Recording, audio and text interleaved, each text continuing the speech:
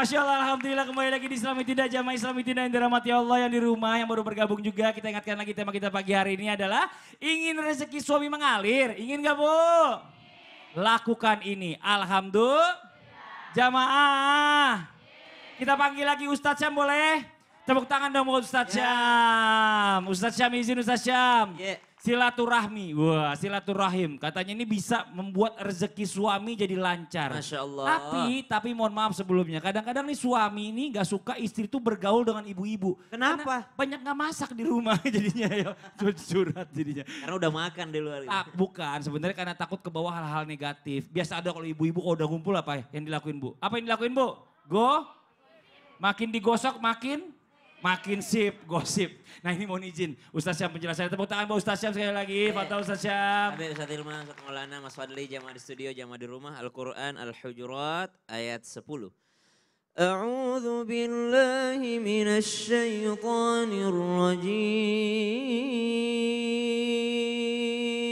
Allah.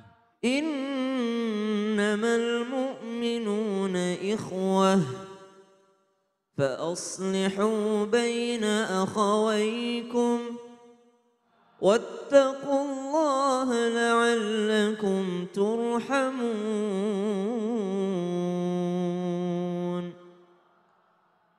Sesungguhnya orang-orang yang beriman itu mereka bersaudara. Maka sebab itulah damaikan, perbaikilah hubungan di antara kedua saudaramu itu. Dan takutlah kepada Allah supaya kamu menjadi orang-orang yang mendapatkan rahmat Allah Subhanahu wa taala.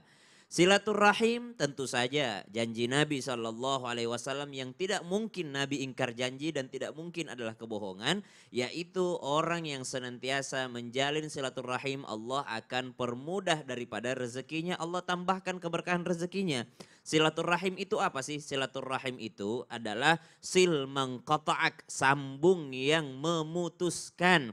Yang terputus kita sambung. Misal ibu-ibu dari Bogor, ternyata saya punya saudara jauh di Makassar. Kapan-kapan kalau ada rezeki kita jalan-jalan ke Makassar cari keluarga kita. Itu namanya menyambung silaturahim tuh. Kita punya saudara di mana? Dulu waktu orang tua kita sering mudik ke Jawa. Dulu kita sering mudik ke Sumatera. Semenjak orang tua kita meninggal dunia kita nggak pernah mudik lagi. Mudiklah. Untuk apa? Untuk menyambung silaturahim. Itu yang disebut dengan silaturahim yang memperluas rezeki. Namun ternyata ngumpul-ngumpul sesama ibu-ibu kadangkala membawa hal yang negatif seperti gosip. Ibu, gosip itu dosa kecil, dosa besar? Dosa besar. Bahkan Sayyidina Ibni Mas'ud radhiyallahu anhu mardhahuma, apa kata Abdullah bin Mas'ud kalau dengar orang bergosip? Semuanya pergi berwudu sana. Kata orang-orang yang bergosip, lah kan kita nggak batal wudunya. Kata Ibnu Mas'ud, yang kau lakukan tadi lebih najis daripada sesuatu yang najis. Maka kau perlu berwudu. Kenapa? Engkau habis makan bangkai saudaramu sendiri. Maka berwudulah semua orang yang habis bergibah. Kata siapa? Sayyidina Ibnu Mas'ud. Ini lebih parah lagi. Kadangkala tempat yang paling enak bergosip sekarang di mana Bu? Kadangkala di masjid, di majelis taklim malah bergosip. Yang digosipin siapa Mas Fadli? Ustadznya. Ustazahnya. Lama banget sih ceramahnya. Panjang banget sih ceramahnya Ustadznya. Masya Allah. Selama ini saya digosipin. Iya, pasti dong, pasti. Panjang banget, lama Bapak gak sadar aja. Makasih banyak Ustadz Syam, tepuk tangan buat Ustadz Syam ini Masya Allah luar biasa. Jamaah. Kita lanjut lagi, kita kasih kesempatan kembali buat jamaah yang di studio mewakili di rumah untuk bertanya-tanya sama guru-guru kita di studio juga ya. Kalau gitu kita kembali dulu ke segmen Tanya dong Ustadz. Kami semua tanya dong Ustadz.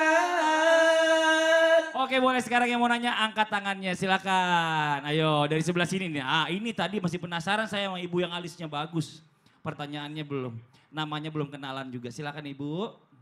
Assalamualaikum warahmatullahi wabarakatuh. Waalaikumsalam warahmatullahi wabarakatuh. Nama saya Ibu Siti Rohmah dari Majlis Ta'lim Miftahul Falah Al Hasanah, Kampung Cibunian, Pamijahan Bogor. Tepuk tangan dong, silakan Ibu. Mau bertanya sama Pak Ustadz Maulana. Oh boleh. Baik Ustazah. Iya. Pasti ini Ustazahnya. Oh gitu. Iya, silakan Ibu. Pak Ustadz, Ya, Ustazah. saya berdagang. Dagang. Terus rezeki saya berdagang lebih banyak dari suami saya. Masya Allah, amin. Coba lihat suaminya dari sana. Apakah bisa rezeki saya membantu suami saya? Tolong sama Pak Ustadz Maulana. Oh gitu. Wabillahi taufiq wal hidayah. Wassalamualaikum warahmatullahi wabarakatuh. Iya, waalaikumsalam. Makasih banyak Ibu Siti. Nah itu termasuk rezeki suami juga gak sih kalau istrinya sukses begitu? Mohon izin penjelasannya. Tepuk tangan Pak Ustadz Maulana. Silakan Ustadz. Izin Ustaz Ilman dan Ustaz Sams. Bismillahirrahmanirrahim. Saya awali dengan basmalah. Harus saya sampaikan kepada semuanya. Kepada semuanya, utamanya istri. Sadarlah bahwa ketika istri bekerja itu ada andil suami di dalamnya. Karena tidak mungkin seorang wanita keluar dari rumah tanpa izin suami.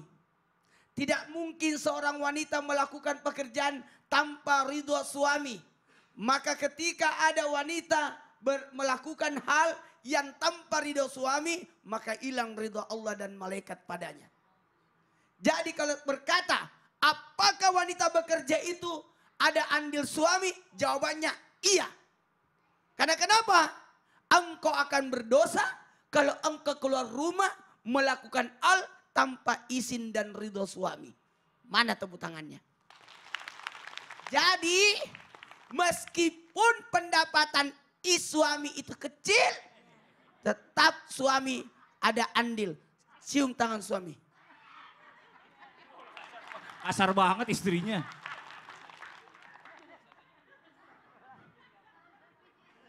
Betul tidak, Bu? Dengarkan, Bu. 3 tugas suami. Tugas suami itu adalah, ingat, menafkahi menurut kemampuannya. Masya Allah, betul. Jangan paksakan. Minta maaf sama suami. Jangan malu. Malu. Nah, iya, makasih banyak Ustadz. Belum selesai. Udah nol. Dan nol. Iya makasih. Tepuk tangan Pak Ustadz Maulana.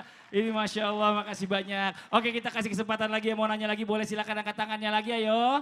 Oh, sekarang dari atas dulu ya, gantian ya. Punten Mbak, silakan.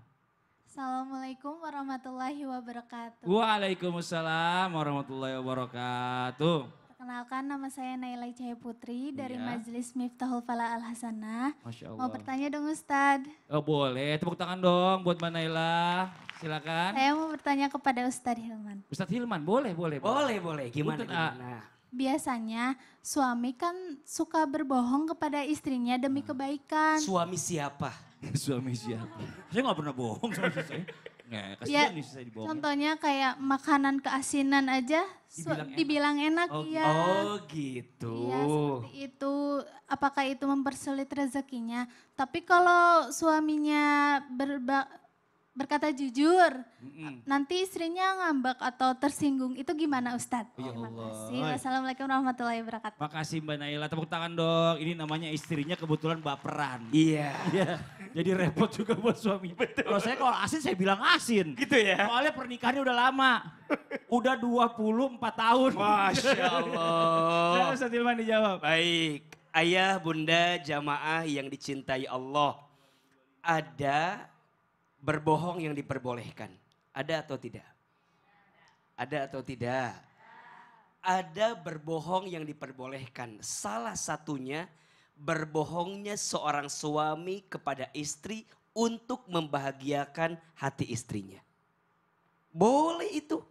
Misal suami bilang begini, bunda sayang, di komplek ini tidak ada yang lebih cantik daripada bunda. Bohong nggak? Ibu-ibu yang jawab sendiri. Dia tahu suaminya bohong. Tapi itu menyenangkan hati istri, betul apa betul? Tadi bilang makanannya keasinan, tapi dibilang enak. Boleh apa boleh? Boleh, nyenengin hati istri. Apalagi istrinya baperan, betul? Maka poinnya adalah begini. Suami yang baik adalah suami yang suka menyenangkan hati istrinya. Dan ini rumus. Wahai para suami, belajarlah untuk selalu membahagiakan istrimu. Karena suami yang suka membahagiakan istrinya, maka Allah akan bahagiakan hidupnya. Suami yang suka menyayangi istrinya, maka Allah akan sayangi hidupnya. Tapi yang harus menjadi perhatian, istri pun harus belajar menempatkan dirinya untuk disayang sama suaminya. Betul? Apa di antaranya Ahilman? Sering saya sampaikan. Ada 3 yang dibutuhkan oleh suami dari istrinya. Ada berapa? 3 An yang pertama, suami itu membutuhkan ketenangan dari istrinya. Maka ibu mohon maaf, ketika suami di rumah menatap wajah ibu, melihat sikap ibu, memperhatikan akhlak ibu, suami harus tenang. Betul? Karena suami membutuhkan ketenangan. Yang kedua, suami itu membutuhkan penghargaan dari istrinya. Ibu puji suami ibu. Ini kadang-kadang mohon maaf. Mohon maaf. Kita itu kalau ngelihat kesalahan suami pinter banget. Tapi kalau ngelihat kebaikan suami kadang-kadang pura-pura lupa. Betul apa betul? Di sini ada yang begitu? Yang mana orangnya? Jangan. Suami itu membutuhkan penghargaan, betul? Dan yang ketiga, suami itu membutuhkan kemuliaan dari istrinya. Maka ibu jangan pernah menjatuhkan harga diri suami. Saya seringkali melihat ada seorang istri yang suka menjatuhkan suaminya di depan anaknya. Jangan. Ibu kadang-kadang suka bilang begini, nak nanti kalau udah gede jangan kayak bapak kamu ya. Gak boleh. Di depan anak, di depan orang lain tetap. Suamiku adalah laki-laki terbaik dalam hidupku. Betul? 3 Suami butuh ketenangan, suami butuh penghargaan. Yang ketiga, suami butuh kemuliaan. Tapi suami pun belajar. Ada 3 yang disukai oleh istri. Ada berapa? Apa tuh Ahilman? Yang pertama, pujian. Pujian. Ibu senang gak dipuji? Senang pasti. Yang kedua, istri itu sukanya perhatian. Ibu suka gak diperhatiin? Dan yang ketiga, istri itu sukanya transferan. Mana yang paling penting, pujian, perhatian atau transferan? Bu, transferan. Saya paham perasaan Anda semua ya. 1 dan 2 bisa lewat, yang ketiga gak boleh lewat.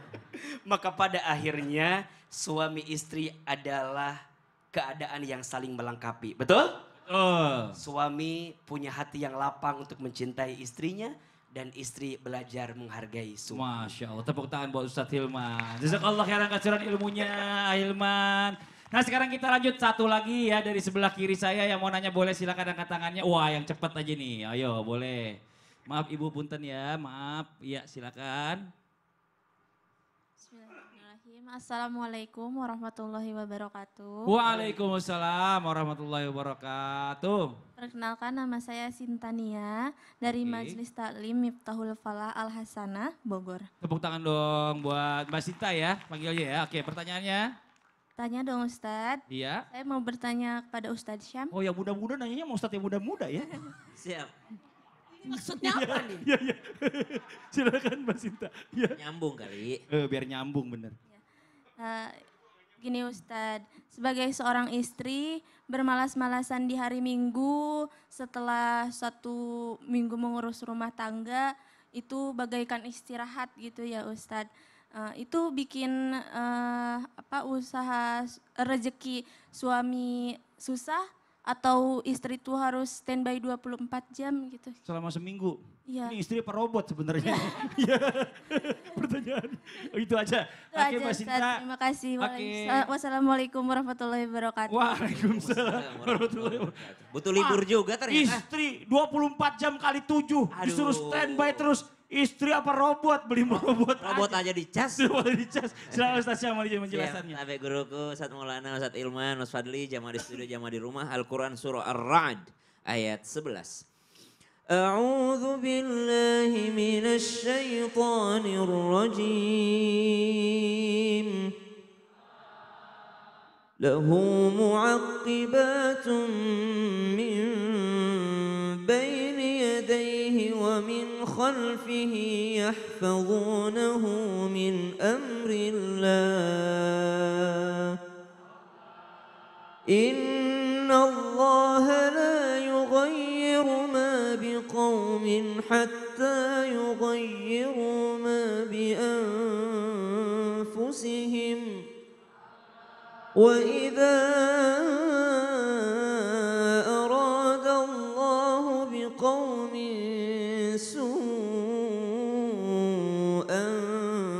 فلا مرد له وما لهم من دونه من وال.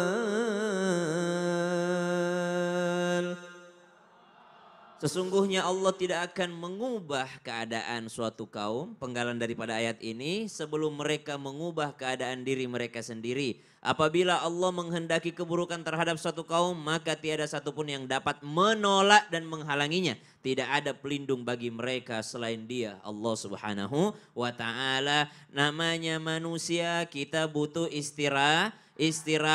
Yang namanya istirahat, Allah sudah jadikan waktu malam itu bagaikan diselimuti, bagaikan engkau beristirahat, dan waktu siang engkau bekerja bagi seorang laki-laki mencari nafkah, bagi seorang perempuan di rumahnya dalam rangka mendidik anak-anaknya, menyayangi, mengasuh, mengasihi anak-anaknya. Maka itu adalah semua pekerjaan yang sangat mulia. Jangan pernah meremehkan apa yang dikerjakan seorang wanita di dalam rumahnya. Karena kemuliaan seorang laki-laki juga terbentuk karena seorang ibu yang merawatnya, yang mendidiknya. Maka seorang wanita adalah seorang pekerja keras yang akan diberikan balasan oleh Allah Subhanahu wa Ta'ala. Apakah seorang wanita yang bermalas-malasan akan membuat rezeki suami seret? Kalau malas-malasannya sampai melawan perintah Allah, maka itu adalah membuat rezeki seret. Apa contohnya? 1, malas keramas.